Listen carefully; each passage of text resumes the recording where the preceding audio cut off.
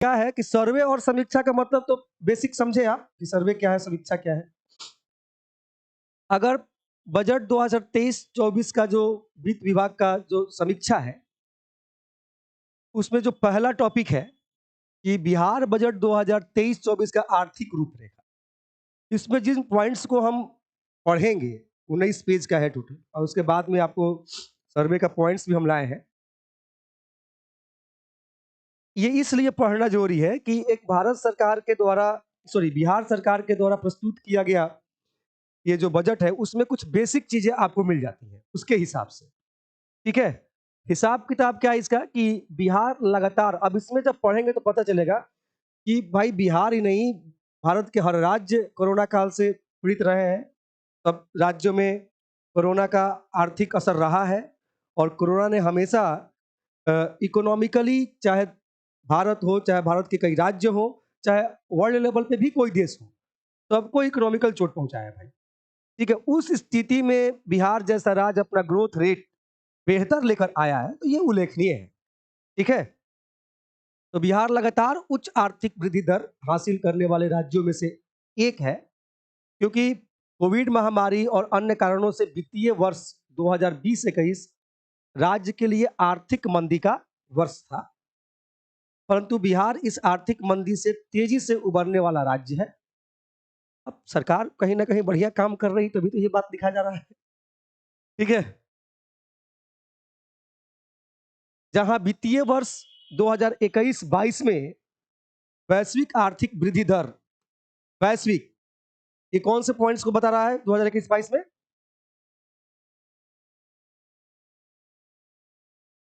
6%। विश्व का आर्थिक वृद्धि दर क्या रहा था? 6%। इसी वर्ष देश की आर्थिक वृद्धि क्या रही थी? 8%।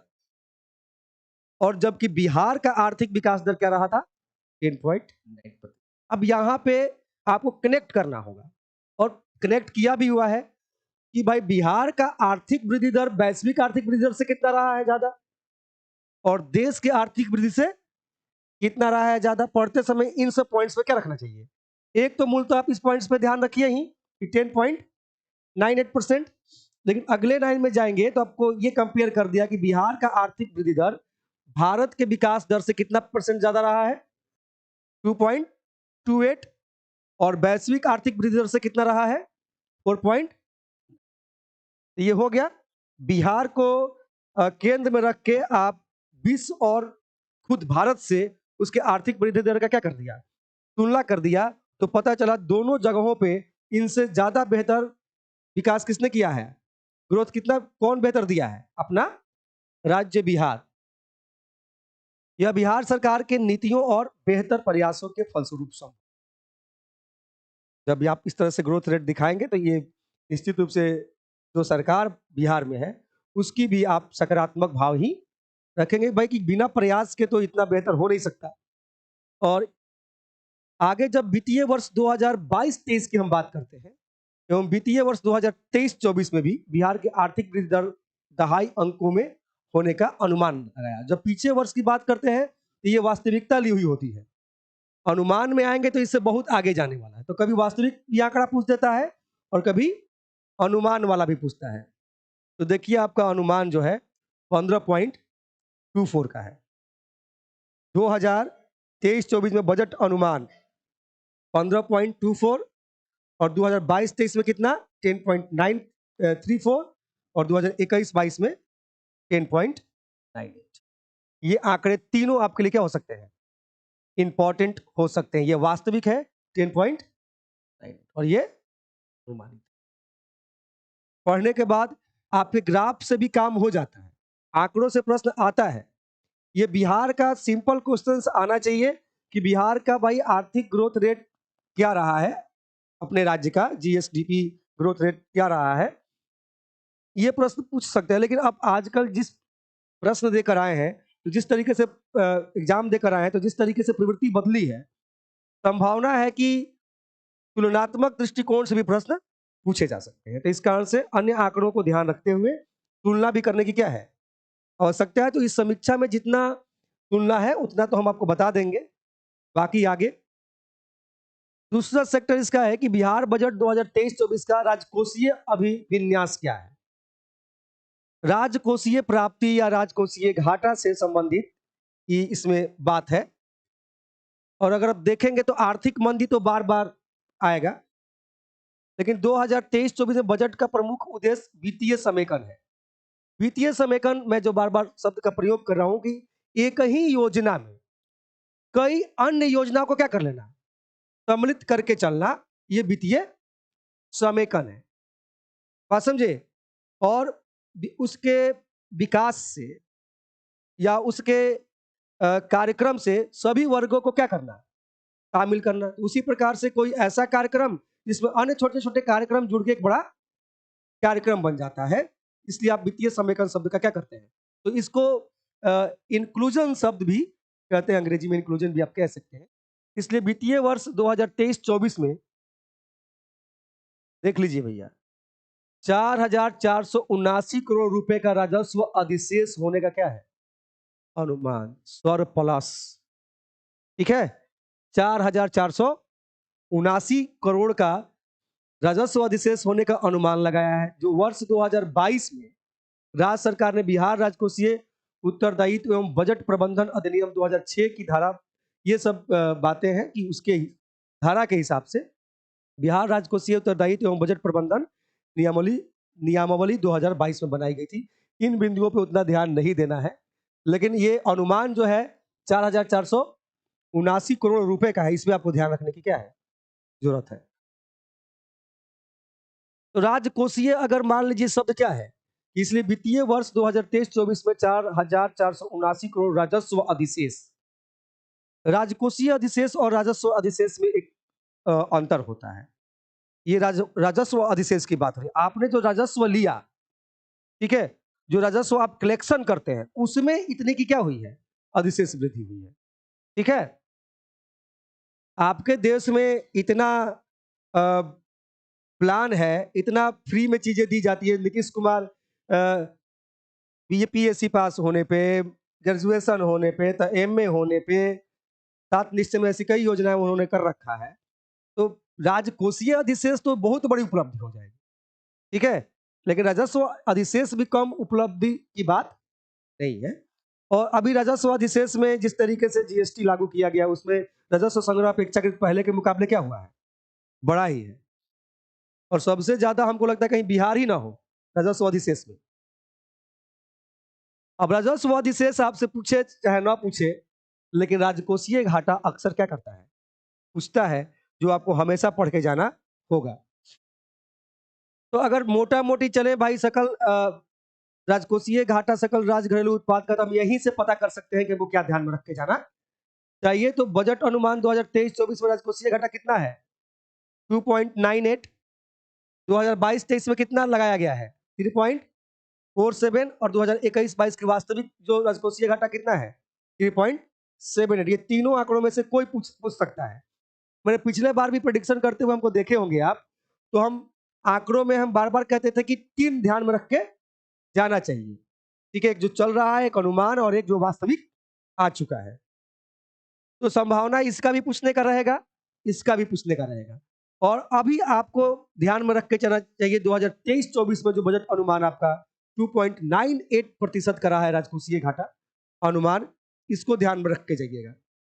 ठीक है, और इसको अगर लिंकिंग के तौर पे पढ़ें इसके मैटर को, तो वित्तीय वर्ष 2021-22 में केंद्र सरकार द्वारा तय ऋण अधिसीमा सकल राज्य घरेलू उत्पाद के अनुपात में 4.5% के आलोक में 3.78% रहा है। पुनः वित्तीय वर्ष 2022-23 के लिए राजकोषीय घाटा को 3.47% रखा गया, जो मूलतः हमको इसी आंकड़े से क्या चल जाता है। यहां पे जब आंकड़े दे दिया गया है तो इतना पढ़ने की आवश्यकता हमें नहीं, ये पीटी का क्वेश्चन सॉल्व करना चाहते हैं, तो इस ग्राफ को क्या रखिए, ध्यान में रखिए। बाकी पढ़ेंगे तो आपका थोड़ा बिना मतलब का समय ज्यादा लगेगा। ये आंकड़े और ये आंकड़े, और हम आपको क्या कर रहे हैं 2023-24 वाले 2.98 वाला आंकड़ा आपके ध्यान में रख के जाइए। और वही चीज, इसी का व्याख्या यहाँ पे क्या किया है, दिया हुआ है, देख रहे हैं 2.9% 2023 में अनुमानित किया गया है। अगला टॉपिक जो सर्वे और समीक्षा में ध्यान दिया जाता है कि ब्याज भुगतान का कुल राजस्व प्राप्ति में हिस्सा। ब्याज भुगतान का, अरे भाई आप कर्ज लेते हैं तो आप इंटरेस्ट देते हैं ना, उस लेवल पे जाके देखें तो इसमें क्या रहा है बिहार का। तो ब्याज भुगतान का कुल राजस्व प्राप्ति में हिस्सा बेहतर वित्तीय स्वास्थ्य का एक महत्वपूर्ण सूचक माना जाता है। और इसका अगर आंकड़े देखें तो पता चलता है कि ब्याज भुगतान का कुल राजस्व प्राप्ति में जो हिस्सा 2021-22 में था वो कितना था, 8% में 70%, 2022-23 में 8.29% और अभी 8.24%, 8.64। अभी तक ब्याज भुगतान का कुल राजस्व प्राप्ति में आप पढ़ने के लिए पढ़ रहे हैं तो इस आंकड़े की तरफ ध्यान दिलवा रहे हैं, लेकिन यहां से हमको प्रश्न दिखाई दिया नहीं है, ठीक है। लेकिन नहीं दिखाई दिया है, लेकिन पूछिए देगा तो इसमें थोड़ी साइड इफेक्ट किसी प्रकार का है। तो कम से कम कुछ नहीं तो 2023-24 का जो बजट अनुमान में राजस्व प्राप्ति ब्याज भुगतान का जो हिस्सा रहा है वो कम से कम क्या रखिए, 8.64 ये ध्यान रखिए, ये अनुमान कम से कम ध्यान रखिए, ठीक है। बाकी आप आगे बढ़े तो देखेंगे प्राप्तियों की प्रवृत्तियों एवं संरचना, यहां से भी वैसा प्रश्न नहीं आता है, लेकिन प्रवृत्तियां क्या रही है जो राजस्व प्राप्ति है उसकी। तो 2021-22 में इकाई दहाई सैकड़ा हजार 10,000 लाख 19, इकाई दहाई सैकड़ा हजार 10,000 लाख 1,99,270 करोड़ रुपए। 2022-23 में 2,37,892 और यहाँ 2,62,085 करोड़ रुपए। ये पॉइंट्स आपको अगर रखना होगा ध्यान।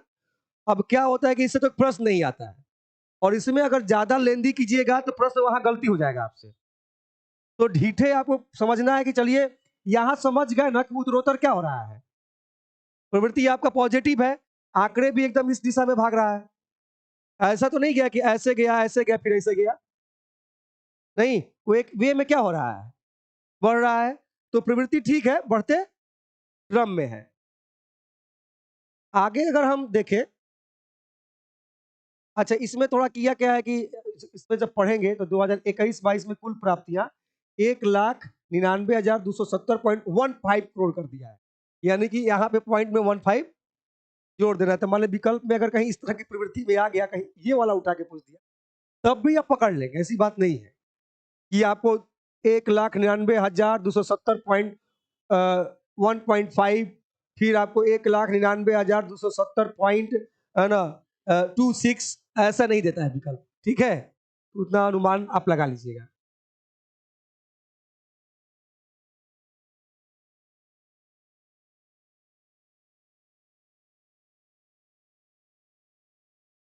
अच्छा इस पॉइंट्स पे भी थोड़ा पढ़ के जाइएगा जब पढ़िएगा तो, कि राजस्व प्राप्तियों माने कि इसी वर्ष कुल प्राप्तियों में राजस्व प्राप्तियों का हिस्सा 81.01% है, जो वित्तीय वर्ष 2022-23 में 82.69% अनुमानित था।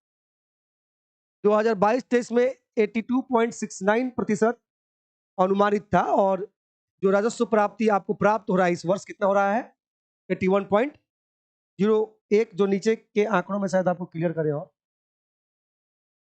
मैंने पढ़ते समय इस लाइन पे आप क्या रखिएगा, ध्यान रखिए कहीं तुलना पूछना हो तो पूछेगा, हालांकि ये पूछने वाला सेक्शन नहीं है, ये जानकारी रखने का सेक्शन है कि जो भी हमारा लक्ष्य है या जो भी हमारा अनुमान है उससे ज्यादा बहुत अंतर विषमता नहीं दिख रहा है कि लक्ष्य के अनुरूप हम अपना काम करने में क्या हो रहे हैं, कामयाब हो रहे हैं, तो इतना हमारी अर्थव्यवस्था अब मान लीजिए कोई फॉल्स आंकड़े प्रेजेंट कर देता है तो इसका खामियाजा हम क्या पूरा देश भुगतेगा, बिहार का है तो पूरा राज्य भुगतेगा। लेकिन आंकड़ों से तो यही पता चलता है कि जितना हम टारगेट कर रहे हैं उसमें इतना अंतर नहीं है कि चिंता करने का कोई विषय है, ठीक है। अब कोई फॉल्स प्रेजेंट किया होगा तो हम लोग भी कुछ नहीं कर सकते हैं, जो आंकड़े हैं वही आपके सामने हम क्या कर सकते हैं, रख सकते हैं।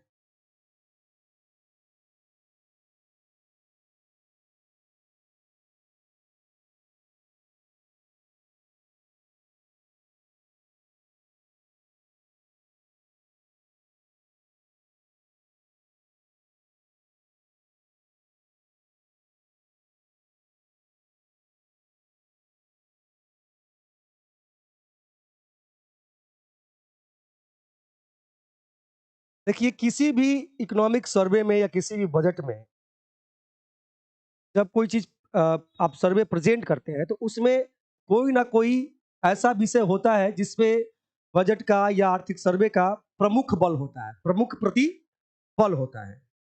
ठीक है? कुछ ऐसी थीम होती है जिसमें विशेष पूरा आ जाएगा सर्वे, लेकिन कोई ऐसा पॉइंट होगा जिसमें उसका मुख्य बल होगा। और हमेशा से अपने बजट का तो यही रहा है कि बजट 2023-24 का प्रमुख लक्ष्य उच्चतर आर्थिक विकास को प्राप्त करना है। ठीक है? 7 निश्चय का तो ख़ैर है ही, सबके लिए उसने जिन्होंने फंड जारी किया वो तो है ही। लेकिन मुख्य प्रतिबल हमारा कहाँ पे है? उच्चतर आर्थिक विकास को प्राप्त करना। हालाँकि आपका शिक्षा पे बहुत खर्च बजट में आया है। ठीक है? और सरकार हमेशा से ही जन कल्याण के प्रति क्या रही है?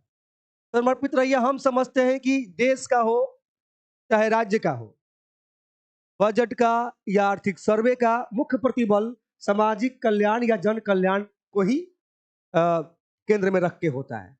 तो जन कल्याण के प्रति समर्पित उच्चतर आर्थिक विकास को प्राप्त करना।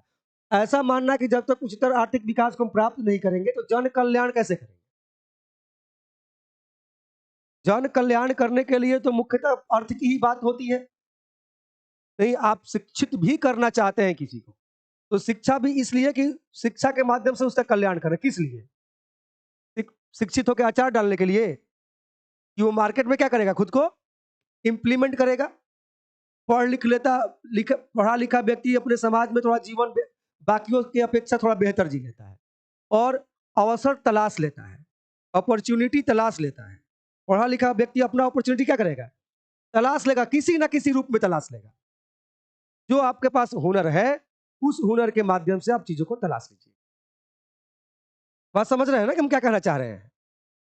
आप कोई भी हुनर आपके पास है, मान लीजिए आप गाना गाने के लिए आज से 6-7 साल पहले की हम बात कह रहे हैं, 7 साल हो गया होगा। तिगड़ा में एक कवि सम्मेलन हुआ था, छोटा-सा गाँव में। ठीक है? 2016 की बात होगी। तो कैसे आप बुलाते हैं? आपके गाँव में था तो हम भी गए, वहाँ कवि सम्मेलन था। तो अब आप हमको बुलाएँ लेकिन आपका वहाँ वर्चस्व नहीं था। आप चाहते थे कि हम सर को बुलाएँ तो सर को भी कवि लोग जहाँ बैठे हुए हैं, उसी गैलरी में सर को बैठाएँ, हमारे स्टूडेंट्स की ये चाहत थी। लेकिन वहाँ का जो मैनेजमेंट था, वो शायद उस रूप में आपकी बातों को, अपने स्टूडेंट्स की बातों को उतना तरजीह नहीं दिया और हमें बाकी माने कि सभी लोगों के साथ जो गैलरी जो होता है, जो बच्चे बैठे हुए थे, वहाँ पे हम बैठे हुए थे। ठीक है? और अपना कवि सम्मेलन चल रहा था। ठीक है? तो हम कविता में हम हर चीज़ में इंटरेस्ट लेते हैं। जब बैठते हैं तो हमको कहाँ बैठाया गया, हमको उस मेरे स्टूडेंट्स को ज़्यादा तकलीफ था, हमको उतना तकलीफ नहीं था। ठीक है? उसको तकलीफ था कि हम सर को बुलाए हैं और हमारे सर को उतना वो जगह नहीं दिया गया जो जगह उनको मिलना चाहिए था। उन लोगों को अपना तकलीफ था, हमको कोई तकलीफ नहीं था। तो हम लोग सुन रहे थे, क्लैपिंग कर रहे थे। ठीक है? तो इसी पे किसी ने कहा कि पब्लिक गैलरी में भी कोई माने वहाँ भी कोई अगर कोई कविता कहना चाहे, तो कह सकता है। तो हम अपना हाथ उठाएँगे, हम कह सकते हैं, कहेंगे। ठीक है? जब हम भी अपना कविता एक पर एक रखना शुरू किए, तो सभी कवि मिल के बोले कि आपकी कुर्सी यहाँ होनी चाहिए। ठीक है? और वहाँ पे मेरा कुर्सी लगाया गया और कविता हम गाए और उस सभी कवियों के साथ हमको भी सम्मानित किया गया। हम उसको फेसबुक पे भी क्या किए थे, फ़ोटो को डाले थे और वहाँ के मुखिया, सरपंच जो भी गले में मेडल सबको दे रहे थे, तो हमको भी दे रहे थे। ठीक है? तो हमको अच्छा लगा। तो हम कहाँ तो मेरे पास वो कवि का माहौल था और मेरे पास वो हुनर था, तो अवसर मिला तो उस अवसर को भंजाए कि नहीं भंजाए? तो हम कहते हैं अगर पढ़े-लिखे हैं, हुनर है, तो आप अपना अवसर तलाश लीजिएगा। इस बात पे यकीन कीजिए। ठीक है? कभी ना कभी आप अपना अवसर तलाश लीजिएगा। हमको भी ऐसा लगता है और आपको भी ऐसा लगना चाहिए, कोई खराब ये चीज़ नहीं है। ठीक है?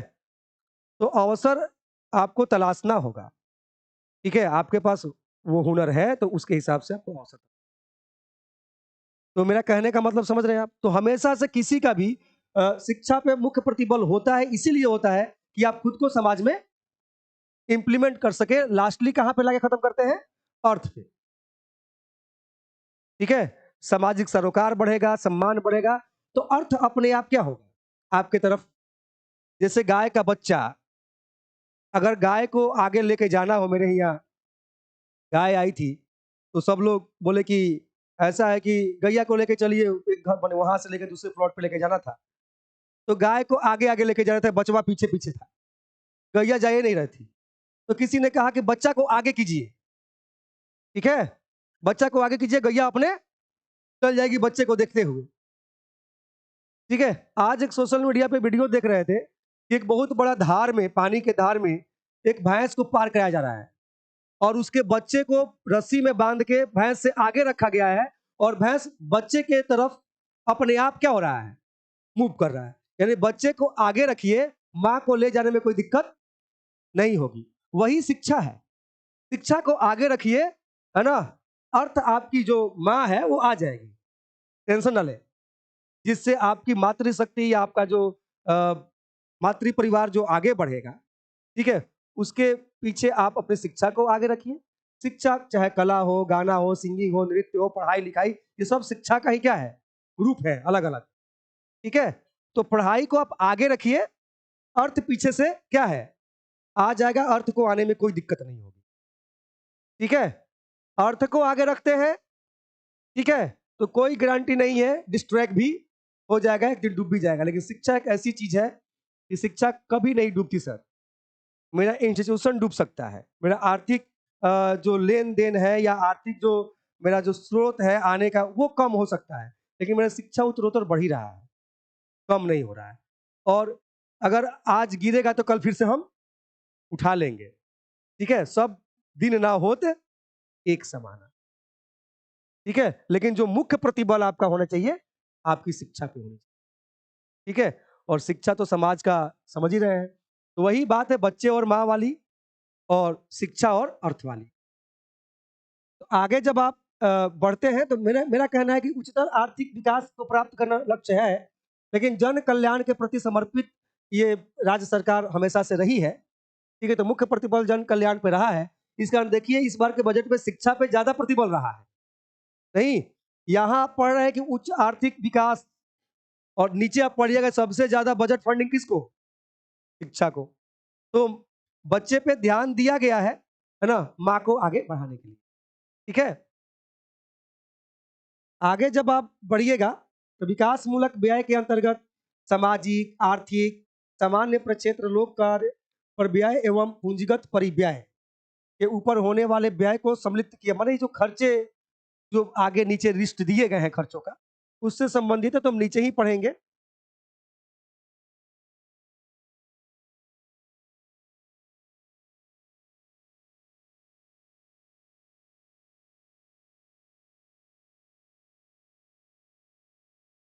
हालांकि इस पॉइंट्स पे ध्यान रखिए, राज्य के बजट 2023-24 में कुल व्यय का लगभग 63.91% हिस्सा विकासात्मक व्यय पर रखा गया है। विकास के लिए जो खर्च होता है उस पर रखा गया है।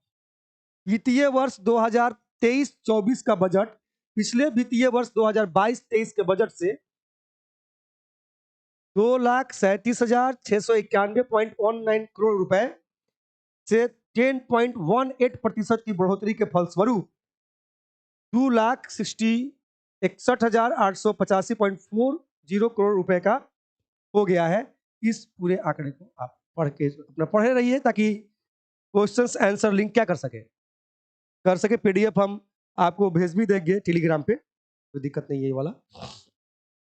जहां जहां आपका मुख्य प्रतिबल रहना चाहिए वहां वहां हम क्या कर दे रहे हैं, इशारा कर दे रहे हैं। ठीक है, आंकड़ों में चले अगर,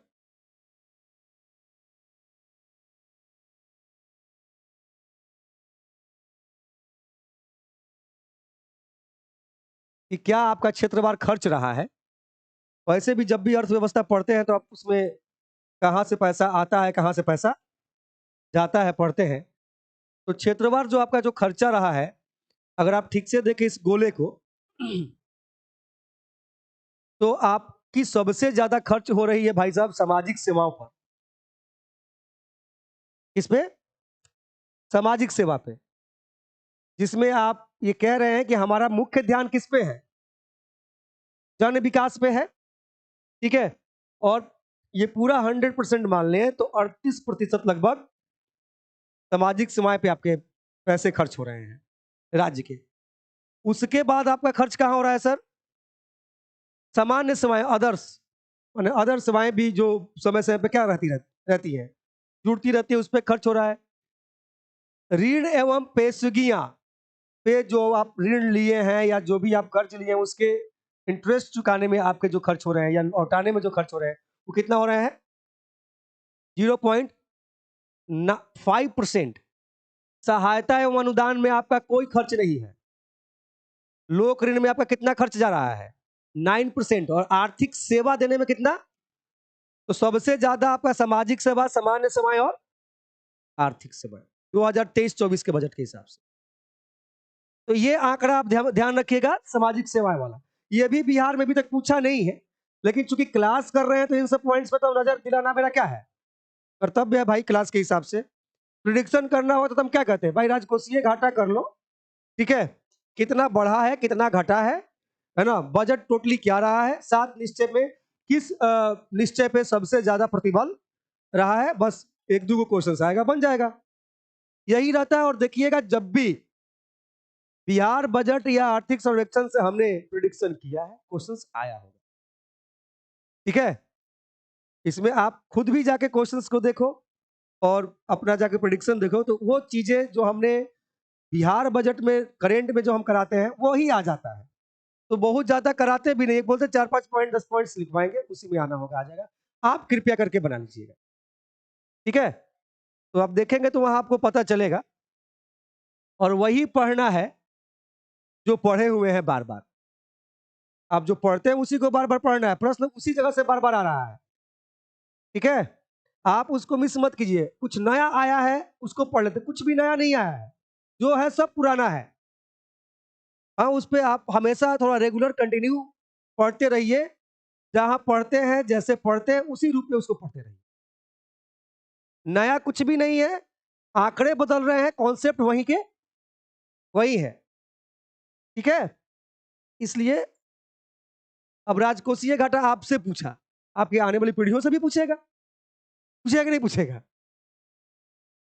कुल व्यय का प्रवृत्ति राशि बने, प्रवृत्ति क्या रही है व्यय का? तो 2021-22 में जो खर्चा था बिहार सरकार का, उसका टोपी देख लीजिए, 2022-23 का टोपी देख लीजिए, और 2000 माने उत्तरोत्तर क्या हुआ है, बढ़ा है, आपकी लायबिलिटीज बढ़ी है, तो खर्चे भी क्या हुए हैं, बढ़े हैं, ठीक है। और 2023-24 में चला गया है आपका 2,61,885 करोड़ रुपए के लगभग, नहीं। तो प्रवृत्ति, इसलिए इस सब आंकड़े पे ध्यान देना है, ऑब्जर्वेशन करना है कि आपको लगता है ना कि प्रवृत्ति बढ़ा है, बढ़ा फिर घटा फिर बढ़ा, ऐसा नहीं है, उत्तरोत्तर बढ़ रहा है। एक प्रश्न देखा था इकोनॉमिक्स में हमने कि इंडिया की अर्थव्यवस्था में उत्तरोत्तर सर्विस सेक्टर, जो टर्शियरी सेक्टर है, उसका योगदान बढ़ा है, विकल्प ए। विकल्प बी, पहले बढ़ा फिर घटा है। विकल्प सी, पहले घटा फिर बढ़ा है। तो इसमें क्या हो जाएगा, उत्तरोत्तर बढ़ा ही है, ठीक है। तो इस तरह के नेचर में कहीं अगर प्रश्न पूछता है, इन सब पे ध्यान रहता है ना, तो आंकड़े याद हो चाहे ना हो, प्रवृत्ति आपको ध्यान में है, क्वेश्चंस आपके बन जाते हैं इससे। विकासात्मक एवं गैर विकासात्मक व्यय तुलना किया, ठीक है, देखने में कोई दिक्कत नहीं है। विकासात्मक व्यय का जो ये बुल्लू वाला जो है, विकास के लिए व्यय व्यय है, और ये जो देख लेते हैं, ये जो कलर है, ये आपका गैर विकासात्मक व्यय है। तो देखिए सभी आंकड़ों में गैर विकासात्मक व्यय भी बढ़ा है और विकासात्मक व्यय भी बढ़ा है, दोनों में देखेंगे तुलनात्मक, तो विकासात्मक व्यय हमेशा से क्या रहा है, बेहतर रहा है। तो विकास पे मेरा मुख्य प्रतिबल हम लोगों का है। 2021-22 में भी विकासात्मक जो खर्च है राशि करोड़ रुपए में देख सकते हैं, और गैर विकासात्मक देख सकते हैं। यहाँ पे दोनों में उत्तरोत्तर वृद्धि हुई है, ठीक है। इसमें भी आप देख सकते हैं गैर विकासात्मक और विकासात्मक, और इसमें भी थोड़ा सा वृद्धि यहाँ भी देखने को मिल रहा है, दोनों जगहों पे, ठीक है। और ये बजट के हिसाब से है 2021-22 वास्तविक 22-23 और 23-24। ठीक है, ये विकासात्मक और ये वाला गैर विकासात्मक, और सभी में वृद्धि हुई है ना। लेकिन कॉमन ध्यान ये रखना है कि विकास पे विशेष ध्यान दिया गया है।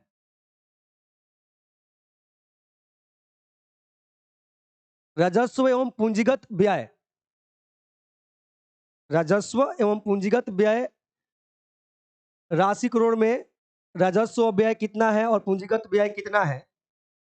तो पूंजीगत व्यय का ये लाइन है, देख रहे हैं ना।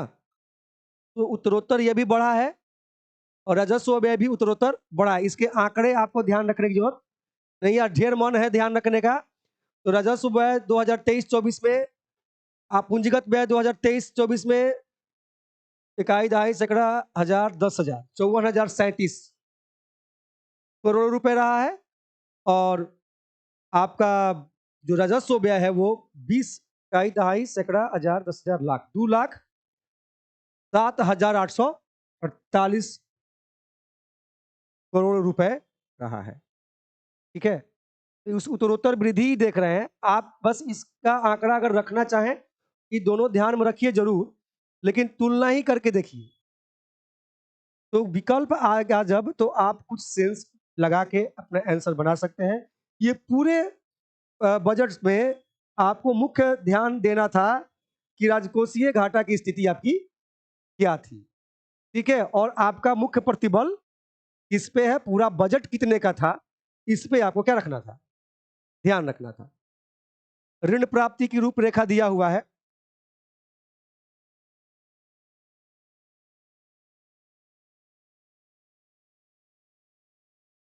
प्रवृत्ति है चाहे जो भी है, ऋणों की प्रवृत्ति भी क्या रही है, बढ़ी रही है। ऐसे इकाई दाई सैकड़ा हजार 10,000 लाख 2,57,510 से सीधे 3,24,762। तो यहां भी आप बढ़ रहे हैं।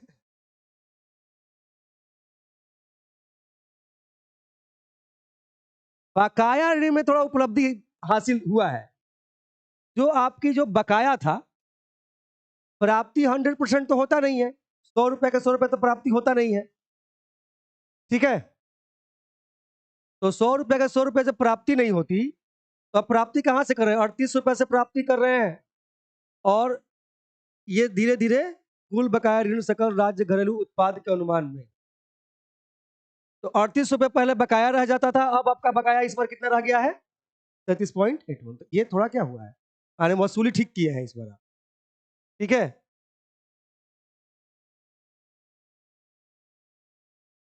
बिहार बजट 2023-24 में राज्य सरकार द्वारा कई प्राथमिकताएं निर्धारित की गई हैं, जिसमें निम्नलिखित प्रमुख है।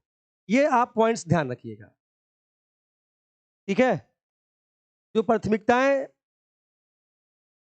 तय की गई हैं वो सबसे अव्वल नंबर पर रखा गया है युवा एवं रोजगार, दूसरे नंबर पर अनवरत महिला सशक्तिकरण, तीसरे नंबर पर अल्पसंख्यक कल्याण, चौथे नंबर पर पुलिस बल का सुदृढ़ीकरण एवं आधुनिकीकरण, पांचवें नंबर पर कृषि एवं ग्रामीण विकास, छठे नंबर पर हरित विकास, सातवें नंबर पर आधारभूत संरचना एवं औद्योगिक विकास, और आठवें नंबर पर शहरी विकास। मुख्य प्रतिबल 2023-24 में राज्य सरकार द्वारा कई प्राथमिकताएं निर्धारित की गई, उसमें से मुख्य ये है। ठीक है,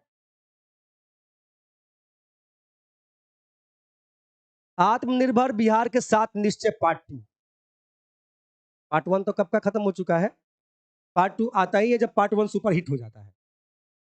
ठीक है, तो सुपर हिट योजना जो इनका है, इसमें सभी, अब सबको पढ़ना, देखिए सबको पढ़ना कोई जरूरी नहीं है। न्याय के साथ विकास, इस पॉइंट्स पे आप ध्यान रखेंगे। न्याय के साथ विकास के सिद्धांत के प्रति अपनी प्रतिबद्धता कायम रखते हुए बिहार के विकास के लिए सुशासन के कार्यक्रम के तहत 7 निश्चय पार्ट 2 को लागू किया गया है। यानी कि 7 निश्चय पार्ट 2 का मुख्य प्रतिबल क्या है, न्याय के साथ विकास। तो न्याय के साथ विकास भी शब्द जो है, लाइन जो है, क्या रखिएगा, ध्यान रखिएगा, कहीं ना कहीं 7 निश्चय का थीम हो गया एक तरह से। क्या हो गया? थीम। और ये पूरे 7 निश्चय के लिए 2023-24 में कितना बजट अनुमान किया गया भैया? कितना लाया गया इसके लिए फंडिंग? 5,000 करोड़ रुपए। ध्यान रखिएगा, 5,000 करोड़ रुपए। और सातों निश्चय पार्ट 2 में आप केवल यही ध्यान रखिए भाई साहब, पहला है युवा शक्ति बिहार की प्रगति। युवा शक्ति बिहार की प्रगति तभी हो पाएगी, युवाओं की शक्ति तभी बढ़ पाएगी, जैसे आज ही कह रहे थे आप, ब्रेन ड्रेन में बता रहे थे, है ना, कि भाई युवाओं में स्किल डेवलप करना चाहिए। तो उसके लिए जो भी प्रयास हो सकता है, नीतीश कुमार 7 निश्चय पार्ट 2 के युवा शक्ति बिहार की प्रगति के लिए कर भी रहे हैं। और उन सभी पॉइंट्स को इस पीडीएफ में क्या किया गया है, शामिल कर लिया गया है। या फिर 7 निश्चय पार्ट 2 का मेरा एक वीडियो भी है, उसमें भी उस सारे विषय को क्या किया गया है ना। अब उत्तरोत्तर इस पे वो ध्यान दे रहे हैं, अपना फंडिंग इस बार 5,000 करोड़ दे रहे हैं, कहीं अगली बार 7,000 करोड़ दे दें। ठीक है।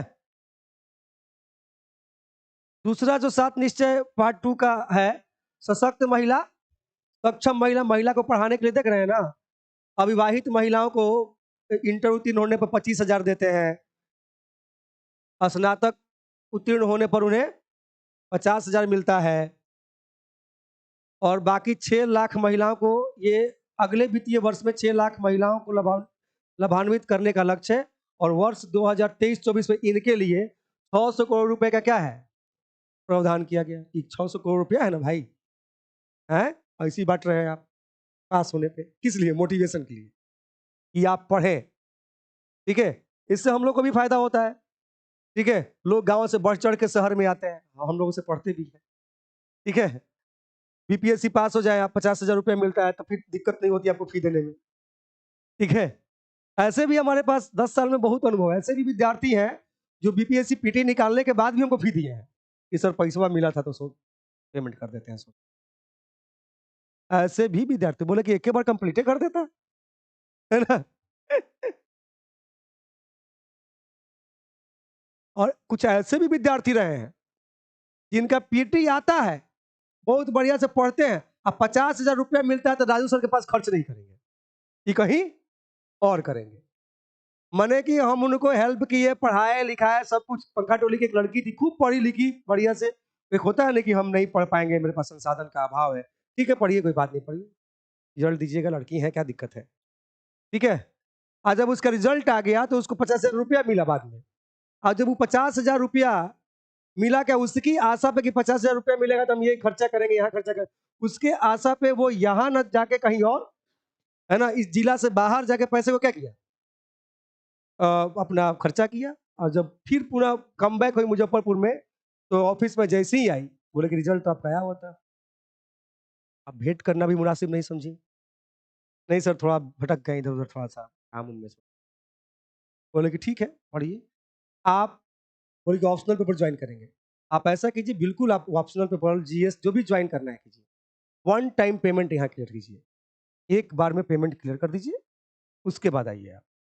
नहीं सर 3 टाइम में दे देंगे, है ना। बोले कि नहीं सर 2 बार में दे देंगे। बोले कि एक बार में पेमेंट कर सकती है तो कीजिए, पहले पेमेंट रखिए, उसके बाद क्लास में एंट्री। वो पहले पेमेंट नहीं रख पाई तो क्लास में एंट्री नहीं मिल पाया। ठीक है, हम नहीं पढ़ाए, हम ऐसा थोड़ी कि नहीं पढ़ाएंगे, आप पेमेंट क्लियर कीजिए, उसके बाद क्या होगी। ऐसा थोड़ी मना करें कि मत पढ़िए, आप पढ़िए, लेकिन पेमेंट क्या कीजिए, पहले क्लियर कीजिए। ठीक है, अब उसके बाद बाबूजी शादी ब्याह कर दिए। तो आप जब जीवन में रिजल्ट किस रूप में किसका आएगा अलग बात है, लेकिन आप कहीं जाते कोई दिक्कत नहीं, एक बार भेंटो तो कर लेते हैं। हम कोनो राक्षस बाघ बैठे हुए हैं? हम इसलिए आपसे उम्मीद करते हैं क्योंकि भाई आप पढ़े हैं। ठीक है, तो आप रिजल्ट देने के बाद भले कहीं जाइए, आप एक बार कह दीजिए।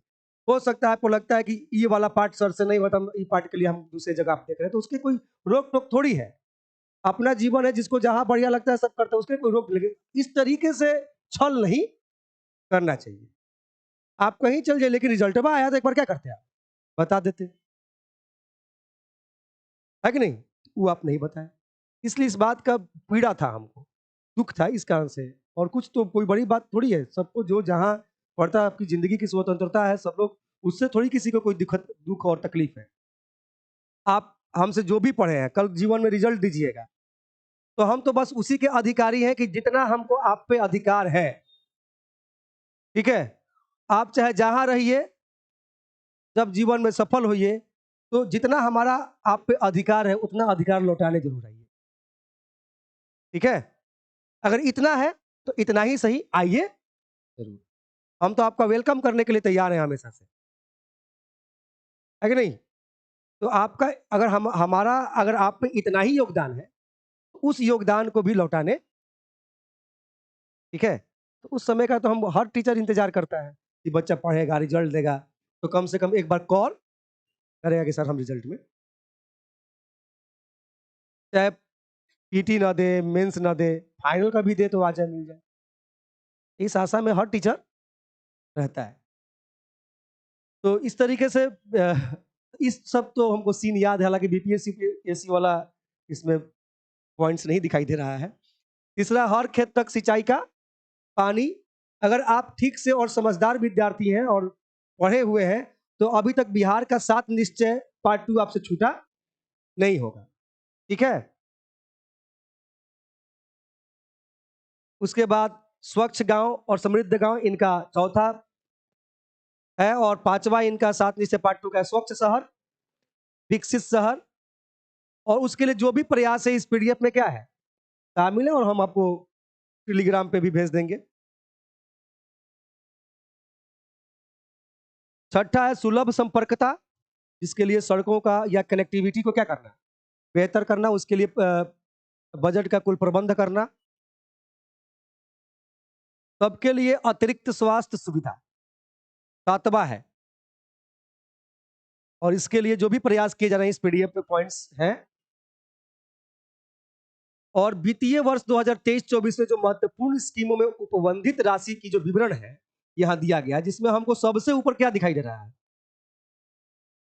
समग्र शिक्षा, सर्व शिक्षा अभियान।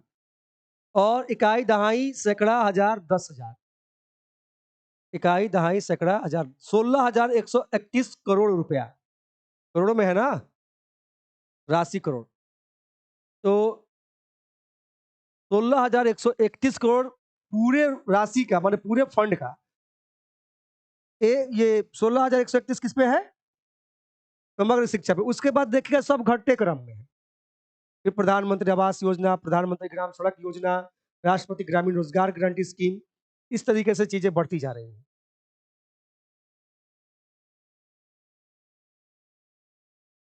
अब ये सारे लिस्ट को पूरी तरीके से बताना व्यवहारिक नहीं है, तो समग्र शिक्षा नंबर 1 पे है, ध्यान रखिएगा। अगर मान लीजिए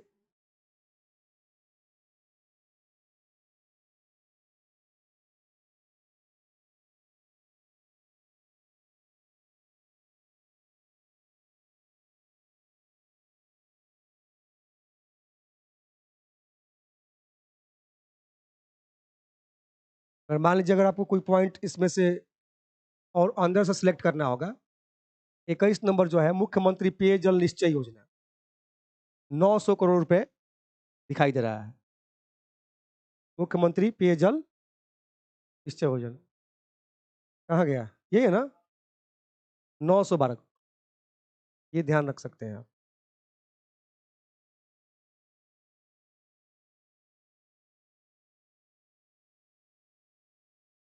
बहुत है स्कीम। और रुपया कहाँ से आता है? ये लास्ट स्कीम है। रुपया कहाँ जाता है पहले तो हमने देखा। रुपया आता कहाँ से? तो आता है, अगर उसको देखें, इसमें सबसे ज्यादा कहाँ से आ रहा है? 39.20% या अंश केंद्रीय करों में राज्यों का अंश। जो केंद्रीय टैक्स है, जो केंद्र सरकार, जो टैक्स वसूल के केंद्र सरकार के पास जाता है, जो केंद्रीय टैक्स, उसमें जो वसूली होती है ना? उस वसूली में सब, उस वसूली से जब बाकी राज्यों को वितरण किया जाता है, वितरण दिया जाता है, तो उसमें सबसे ज्यादा हिस्सा किसका है? बिहार में केंद्रीय करों का है भाई, अब समझिए जो ही नहीं कि गुजरात का भी हो, केंद्रीय कर का हिस्सा तो उसको भी मिलता होगा, लेकिन हो सकता है उसका अन्य सेक्टर क्या हो, ज्यादा प्राप्त करता हो। लेकिन बिहार में तो ये दाने हम लोग को ज्यादा मिल रहा है कि नहीं? राज्य, उसके बाद आपका पैसा आ रहा है सबसे ज्यादा केंद्र सरकार से, सहायता अनुदान से। देखिए कर से आया, वो केंद्र सरकार को जो मिला उसमें से हमको जो मेरा हिस्सा था वो मिला, और वो हिस्सा आपके बाकी हिस्सों से सबसे ज्यादा था, ये हम बात कर रहे हैं। ठीक है, दूसरा हिस्सा केंद्र सरकार से सहायता अनुदान, जो हर साल क्या क्या आता है, दिया जाता है। ठीक है, अनुदान राशि, तो वो भी 20.37 है। और उसके बाद तीसरा है राज्य सरकार के कर राजस्व, जो इनका अपना टैक्स है, राज्य सरकार का कर राजस्व, जितना हम लोगों से बिजली पानी का लेते हैं, आप बालू गिट्टी छड़ जमीन ये सब का जो लेते हैं, वो सब लेके ये सब। भाई पैसा तो आने का एकमात्र स्रोत, जो स्रोत है वो तो टैक्स ही है, इसमें कोई डाउट नहीं है। ठीक है, और राज्य का कर भिन्न राजस्व, कर से भी अतिरिक्त राजस्व का जो हिस्सा है, अदर जो भी है, कितना है 2.48। ऋणों की वसूली कितना है 0.16। लोक ऋण, लोगों के जो कर्ज हैं, है ना, उस ऋण से जो प्राप्ति हो रही है वो कितना हो रही है 18.82। तो आप ये पॉइंट ध्यान रखिएगा। अगर सजाने के लिए पूछ देता है कम से बेसी की ओर, तो केंद्रीय करों में राज्य का हिस्सा, उसके बाद केंद्र सरकार से सहायता अनुदान, और उसके बाद राज्य सरकार का राजस्व। ये क्रम में अगर आता है तो ध्यान रखिएगा, सबसे ज्यादा हमको कहां से प्राप्ति हो रही है, उसके बाद कहां से, उसके बाद कहां से, ये गोला से आपका काम चल जाएगा। और रुपया कहां जाता है, इसको भी देख लीजिए ऐसे, वो पूंजीगत व्यय था ऊपर, ये पूरा बजट अनुमान का व्यय है। ठीक है, कहां से आया और कहां गया, तो बजट ये ओवरऑल देखेंगे तो इसका क्या आंकड़ा है, कहां गया सबसे ज्यादा। एक ही बात है, सामाजिक सेवा में ही गया। ये पूछ देता है, एक नंबर यहां से सुनिश्चित हो सकता है आपका, कि सबसे ज्यादा खर्च आता कहां सबसे सबसे जाता है, जाता सबसे सामाजिक सेवाओं में। बिहार को वेलफेयर बनाने में, है ना, कल्याणकारी राज्य बनाने के लिए बिहार को, है ना, बहुत प्रयास कर रहे हैं नीतीश कुमार। 38.14। और सामान्य सेवाएं जो अदर फिर बाकी सर्विसेज जो है, उसमें भी कम खर्च नहीं है, 28.38। ऋण और पेशगियां 0.47 ना के बराबर नहीं। लोक ऋण में खर्चा कितना हो रहा है 9%। सहायता अनुदान और अंशदान, ये भी सहायता करते हैं, कितना 0.01% किसी को करना हो तो, है ना, करते हैं। मान लीजिए कि ऐसे मान लीजिए कि कोई प्रॉब्लम ही है बिहार में, है ना, और उसमें उनको खर्चा जा रहा है, कहीं कोई मारा जाता है, तो कहीं किसी का एक्सीडेंट हो जाता है, तो आधा बात नीतीश जी हाँ ना, मीडिया में सुना है हमने, पटना वाले मामले में उन्होंने कहा था कि क्या हुआ है पटना में हमको आइडिया नहीं है। अब जानेंगे तब ना, प्रदेश के मुख्यमंत्री हैं, एक बिहार के मुख्यमंत्री हैं, वो कहते हैं कि हमको पता ही नहीं है। एक यूपी के मुख्यमंत्री से पूछ रही थी मीडिया, तो बताइए इतने करोड़ लोग हैं क्या आप जानते हैं, बोले कि हम 29 करोड़ 25 करोड़ में जो भी जनसंख्या है यूपी का, उसमें से हम हर एक प्रत्येक व्यक्ति को जानते हैं, एक एक व्यक्ति को जानते हैं। सही बात है, मीडिया को बोलते समय हमने सुना उनको, वो बोल रहे हैं कि हम प्रत्येक व्यक्ति को जानते हैं। हमारा मुख्यमंत्री को बोल रहा है कि घटना पता नहीं है। लेकिन ओवरऑल नीतीश कुमार बहुत बढ़िया मुख्यमंत्री हैं। ठीक है, बहुत सोच समझ के मिला के चलने वाले हैं। ठीक है, माफिया को भी मौका देंगे यहाँ पे, कि थोड़ा आपको सुधरने का मौका दिया दिया जाता है। इनमें उनमें ये अंतर है कि ये माफिया को थोड़ा सुधरने का कहीं आप थोड़ा मौका दे, ये भी पहले मौका नहीं देते थे जब शुरू में आए थे तो नीतीश कुमार। अब सुनते हैं कि थोड़ा बहुत मौका भी देते हैं, संभाल के चलते हैं। उस मुख्यमंत्री इस मुख्यमंत्री में बस यही फर्क है कि वो मौका नहीं दे रहा है, ठीक है। वो अवसर का तलाश कर रहा है, क्या कर रहा है, अवसर का, कि मौका दीजिए कि हम देख लेते हैं आपको, ठीक है। ये फर्क है थोड़ा बहुत। जब हम जाते हैं यहाँ से टीवी देखते हैं तो कोनो कोनो न्यूज के ना घरे फंसाया जा रहा है कहीं कहीं, ठीक है। उतना न्यूज तो हम नहीं देख पा रहे हैं, तो पता चला कि कहीं घर फंसाया जा रहा है, ठीक है। देखते हैं टीवी पर खड़े खड़े अपना इसे देखते हैं, और उसके बाद चल जाते हैं कि वही रोज का न्यूज है। न्यूज वाले को भी बहुत बढ़िया मिल रहा है टीआरपी, ठीक है। तो खैर ये रुपया कहाँ जाता है, इसका आप विवरण लिया यहाँ पे, और इस गोले पे ध्यान रखिए, अब कुछ नहीं है, खत्म हो गया सर। लेकिन क्लास नहीं खत्म हुआ है, क्लास में कुछ अदर पॉइंट्स है, इसमें वो सारे पॉइंट शामिल नहीं थे, उसके अलावा भी कुछ पॉइंट्स है जो आपको लिखने होंगे। अब रोज रोज थोड़ी क्लास देंगे, भूख लगा हुआ है तो भाई जाइए, मेरा क्लास आज खत्म होगा।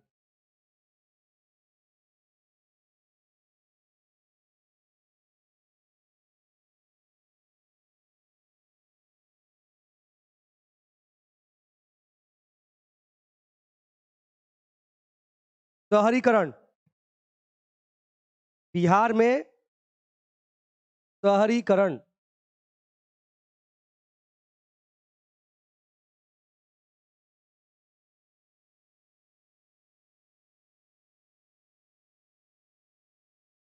बिहार में जो शहरीकरण है अभी 16.2%, बिहार का शहरीकरण 16.2%। और जो राष्ट्रीय शहरीकरण है, ये बिहार की स्थिति है, और जो राष्ट्रीय शहरीकरण है वो 34.9%, ये भारत की स्थिति है।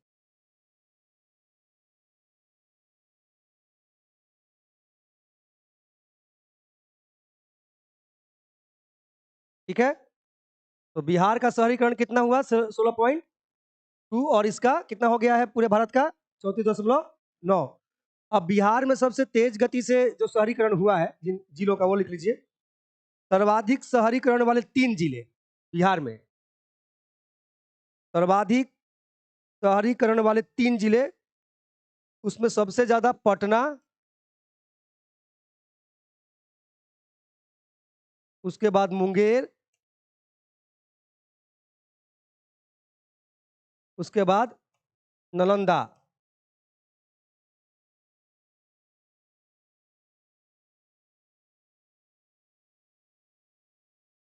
आंकड़ों में जाएंगे, पटना का तो 44.3%, मुंगेर का 28.3%, और नालंदा का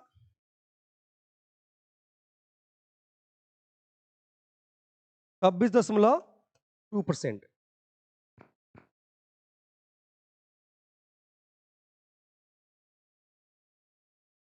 नेक्स्ट पॉइंट, राज्य सरकार का प्राथमिक घाटा,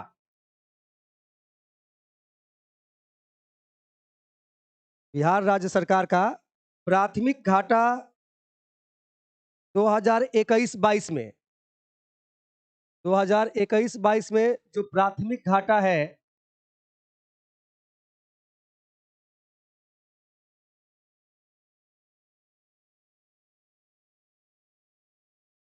11,729 करोड़, 11,729 करोड़ रुपए, ये प्राथमिक घाटा है। राजकोषीय घाटा,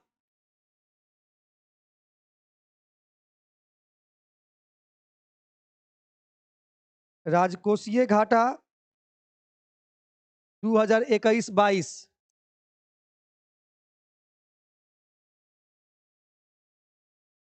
में 25,551 करोड़, कितना है? 25,551 करोड़ है। ये सर्वे का है, सर्वे का। अभी जो हम लोग बजट देख रहे थे, ये सर्वे का आंकड़ा है, जो आपका लगभग 2022-23 के हिसाब से 3.5% है। 3.5%।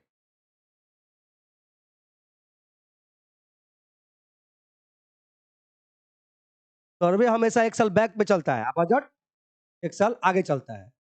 बजट 23-24 होगा तो सर्वे 22-23 होगा। नेक्स्ट पॉइंट, जीडीपी में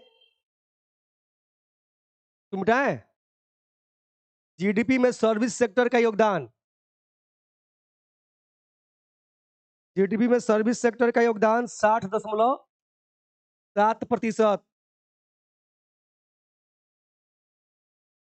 द्वितीयक सेक्टर का योगदान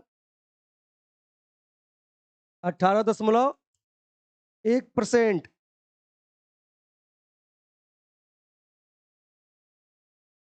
और प्राथमिक सेक्टर, प्राथमिक सेक्टर का योगदान 21.2%।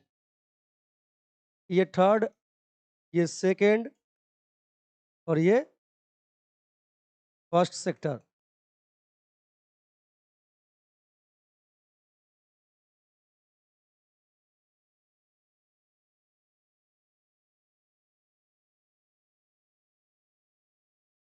नेक्स्ट पॉइंट, प्रति व्यक्ति आय।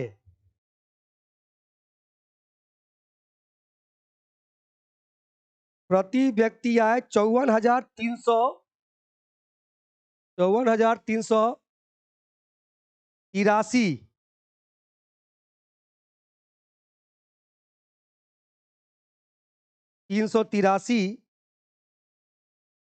रुपए, 54,383 रुपए आपका प्रति व्यक्ति आय है। ये जो है वर्तमान मूल्य पर है। प्रति व्यक्ति आय 54,383 रुपए वार्षिक वर्तमान मूल्य पर, ये वर्तमान मूल्य पे है। और स्थिर मूल्य पर 34,465, 34,465 स्थिर मूल्य पर। और मेन ओरिजिनल कौन होता है? स्थिर मूल्य वाला, तो इसलिए ज्यादा इंपॉर्टेंट होगा स्थिर मूल्य वाला, ध्यान रखिएगा।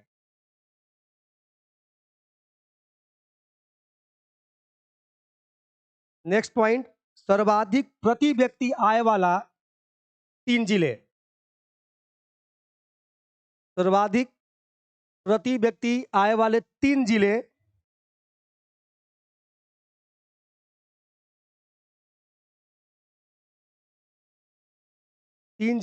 जिसमें पहले नंबर पे आएगा पटना,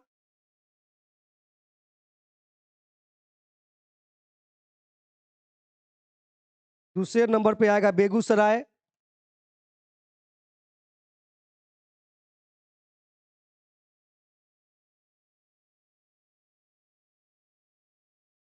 और तीसरे नंबर पे आएगा मुंगेर।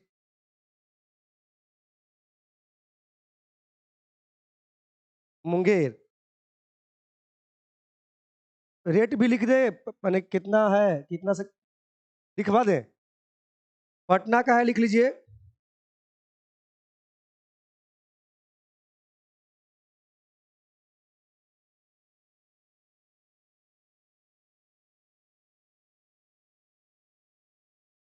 पटना का तो कुछ ज्यादा ही लग रहा है आंकड़ा, हमको चेक करना पड़ेगा इसका।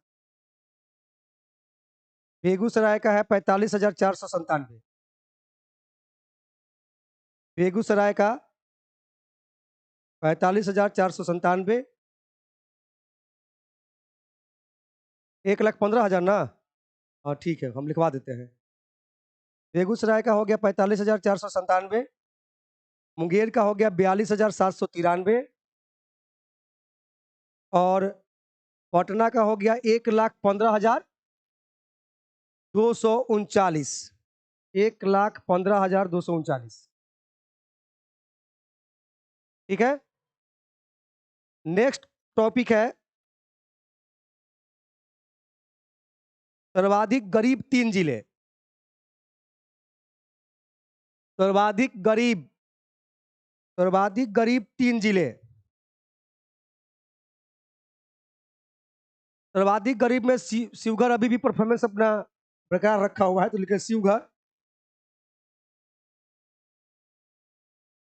शिवहर।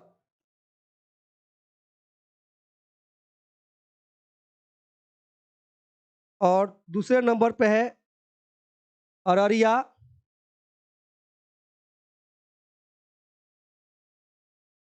और तीसरे नंबर पे है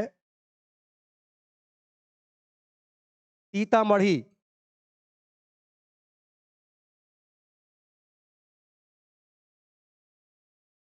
सीतामढ़ी। अब इन जिलों का जो आपका प्रति व्यक्ति जो आय है, शिवघर का 18,692 है, सबसे कम है, 18,692 रुपया।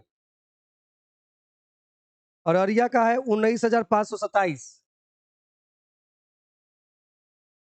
और सीतामढ़ी का है 20,631।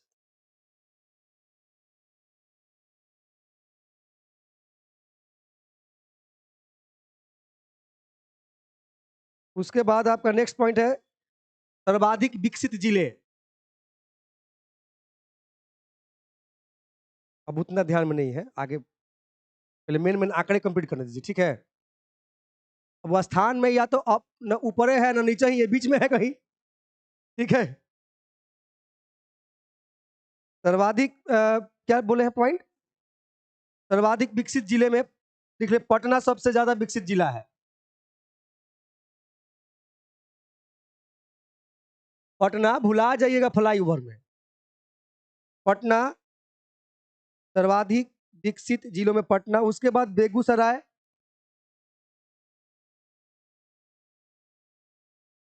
तुम्हारा मुजफ्फरपुर भी आ गया 3 नंबर पे, मुजफ्फरपुर। तो सबसे ज्यादा विकसित जिला पटना है, उसके बाद बेगूसराय है, सॉरी, हाँ बेगूसराय तीसरा, मुजफ्फरपुर है, चौथा शेखपुरा है, तीसरा सबसे विकसित जिला है मुजफ्फरपुर।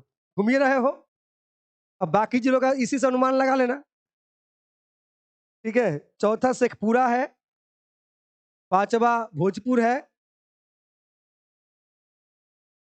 और छठा सारण है। हाँ, ये सब सर्वाधिक विकसित जिलों में से आता है। सर्वाधिक जो पिछड़े जिले हैं उनका नाम लिखिए। सर्वाधिक पिछड़े जिले। सर्वाधिक पिछड़े जिले में अररिया, अररिया, शिवघर,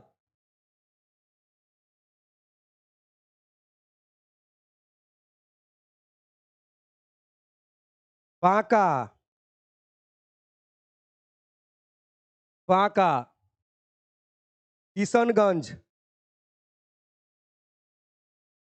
बांका के बाद किशनगंज, और किशनगंज के बाद लखीसराय।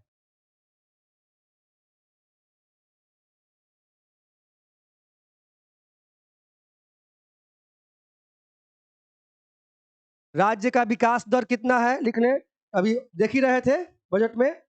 राज्य का विकास दर 10.98%, अभी देखे ही है कुछ देर पहले। 10.98% राज्य का विकास दर अपने बिहार का।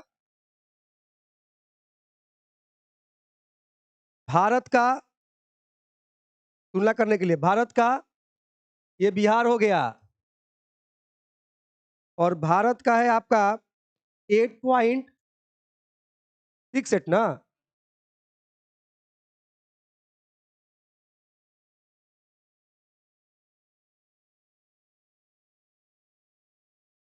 सेवन वहां पे है, कर लीजिए, कोई दिक्कत नहीं है।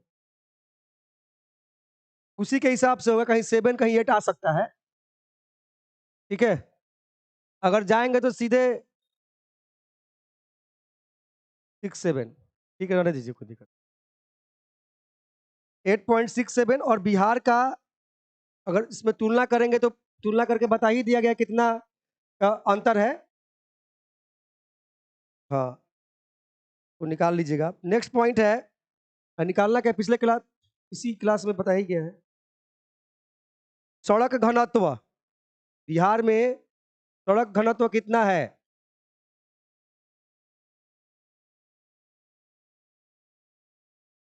सड़क घनत्व है 3167 किलोमीटर। 3167 किलोमीटर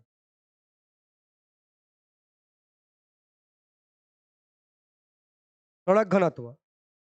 और राज्यों के हिसाब से जाएं तो सबसे ज्यादा केरल का है, उसके बाद पश्चिम बंगाल का है, उसके बाद अपन बिहार।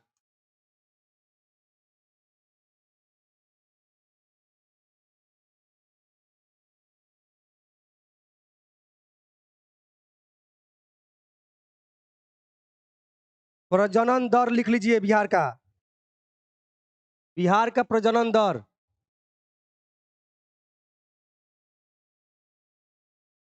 2.9, तीने मान के चलिए।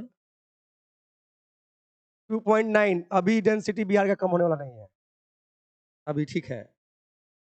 प्रति व्यक्ति ऊर्जा खपत बिहार में,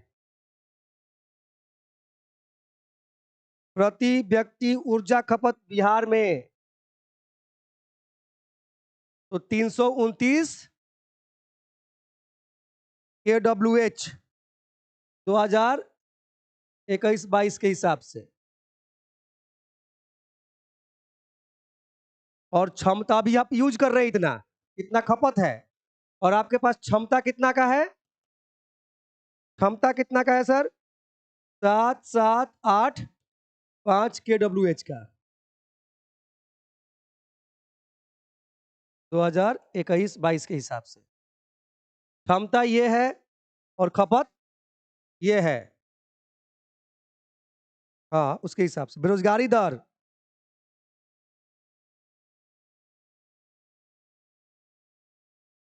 बिहार में बेरोजगारी दर का आंकड़े भी आप लिख लें। मुख्य सर्वे यही है, सर्वे में आंकड़े होता है और समीक्षा में आंकड़ों को आधार बना के क्या क्या आता है, समीक्षा किया जाता है कि किस ओर हम बढ़ रहे हैं। बेरोजगारी दर में लिख लें शहरी पुरुष बेरोजगारी दर। शहरी पुरुष बेरोजगारी दर है 9.5%। शहरी पुरुष बेरोजगारी दर है 9.5%। और महिला बेरोजगारी है शहर में, ये मेल का हो गया। फीमेल का कितना हो गया शहरी बेरोजगारी दर? 17.4।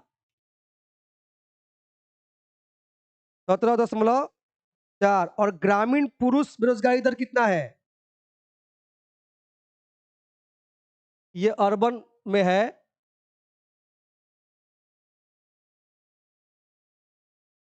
रूरल क्षेत्र में जो है, ग्रामीण क्षेत्र में ग्रामीण पुरुष बेरोजगारी दर है 4.9%। और महिला बेरोजगारी दर है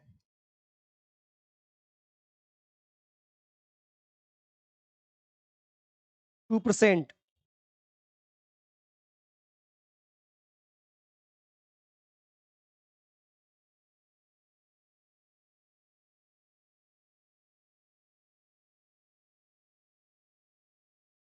नेक्स्ट पॉइंट, माध्यमिक स्तर पर स्कूल ड्रॉप आउट, माध्यमिक स्तर पर स्कूल ड्रॉप आउट कितना प्रतिशत रहा है? माने मिडिल स्कूल तक जाते जाते टेप बोल दिया कितना बच्चा पढ़ाई लिखाई छोड़ दिया। माध्यमिक स्तर पर स्कूल ड्रॉप आउट हो गया 2021-22 के आंकड़ों से 36.2%, 36.2%। नेक्स्ट, राज्य की जीएसडीपी कितना करोड़ रहा है, देख लीजिए।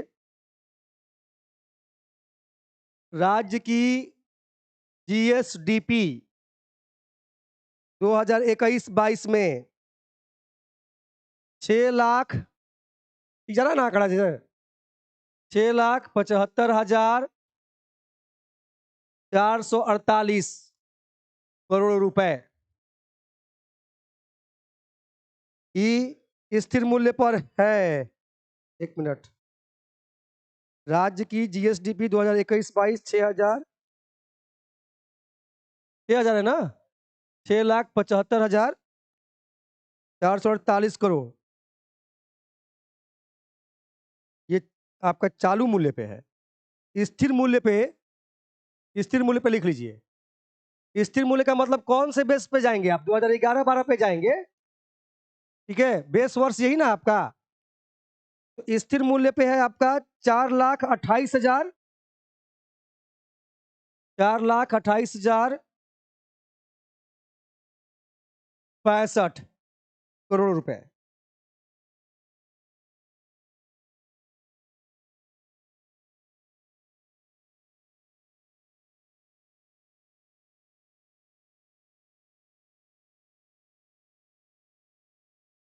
ये जीएसडीपी ही पूछता है, एनएसडीपी भी लिखवा देते हैं, पूछता तो नहीं है, पूछना होगा तो जीएसडीपी एनएसडीपी भी लिख लीजिए। जीएसडीपी में क्या है कि ग्रॉस है, एनएसडीपी में थोड़ा नेट हो जाता है, शुद्ध है ना, हरास को क्या कर दिया जाता है, हटा दिया जाता है। तो लीजिए राज्य की एनएसडीपी 2021-22, राज्य की एनएसडीपी 2021-22 है आपका 6,14,431, 6,14,431 करोड़ रुपए।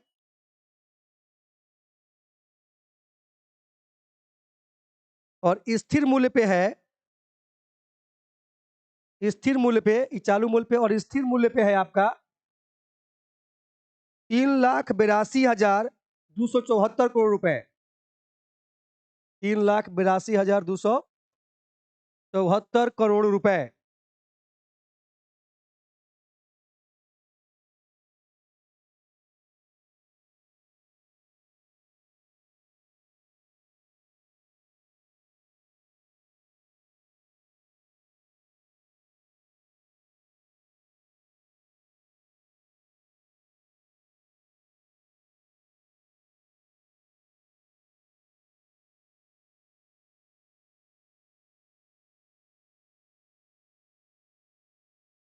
नेक्स्ट पॉइंट, ये सर्वे के आंकड़े मोटा मोटी क्या है, हो गए। अब बजट के आंकड़े मोटा मोटी दे देते हैं 23-24 के, बिहार बजट 2023-24 के आंकड़े। बस दम रखिए, आधा घंटा में क्या हो जाएगा, सब आंकड़े क्लियर हो जाएंगे।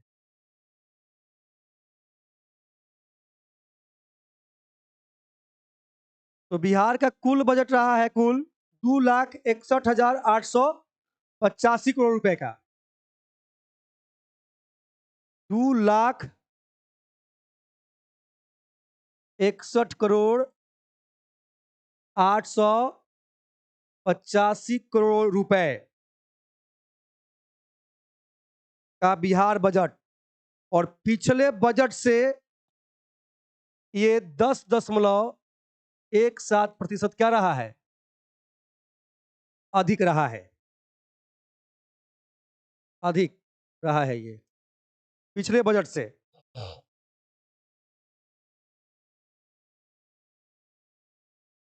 अब सर्वाधिक खर्च किस पे हुए हैं, लिख ले, सर्वाधिक खर्च, यादें हो जाएगा क्लास में, टेंशन न, खाली आपको रिवाइज करना होगा कृपा करके, ठीक है। सर्वाधिक खर्च शिक्षा पे हुआ, बजट का सर्वाधिक खर्च किस पे जा रहा है, सबसे शिक्षा, उसके बाद जा रहा है आपका स्वास्थ्य,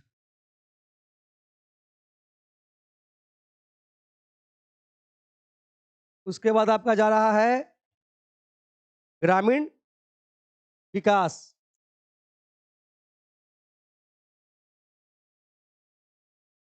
जिसको जाना है जा सकता है, कोई दिक्कत नहीं, मान लीजिए थक गए होंगे 10 बजे से बैठे, तो अपना क्लास चलता ही रहेगा ना। और अगर किसी को जाना हो काम हो तो जा सकता है, कोई बरियारी बैठने की जरूरत नहीं है।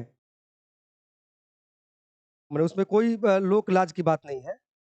और शिक्षा पे खर्च कितना है वो पहले ये आंकड़े में था ना? नहीं नहीं, 2023-24 बजट के हिसाब से उसमें था, देख लीजिएगा उसको। सर्वाधिक खर्च शिक्षा पे क्या था? 7 निश्चय योजना पे खर्च हो गया है 5,000 करोड़। राजकोषीय घाटा हो ही गया है, जो हो गया उसको हम नहीं बताएंगे।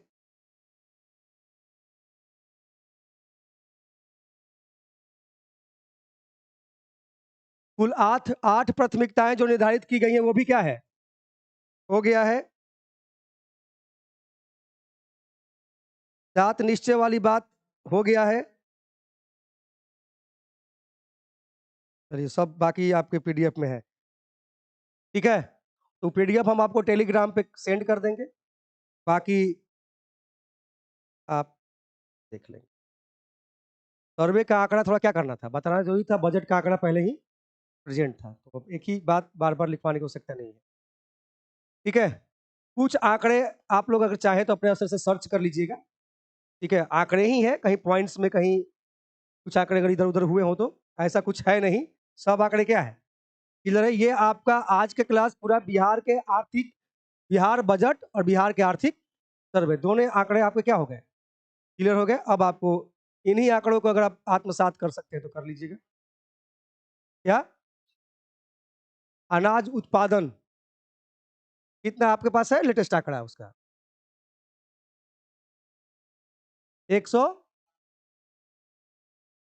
181 लाख टन। किस साल का है? 2021-22। ये अनाज उत्पादन है, खाद्य उत्पादन? कुल अनाज उत्पादन या खाद्य उत्पादक, ठीक है, ये आंकड़ा ध्यान रखिएगा। 181 लाख टन बिहार के संदर्भ में, ठीक है, पूछा हुआ है तो भाई आंकड़ा ध्यान रखिए। तो इस तरीके से मोटा मोटी इतने आंकड़े बता दिए गए, जितना नहीं पूछता है उससे ज्यादा है, ठीक है? और आप बस रिवाइज करते रहिएगा समय समय पे, और हम समझते हैं कि यहाँ से आपको 69वीं जो बीपीएससी के लिए ये काम आपका हो गया, ठीक है? आज इतना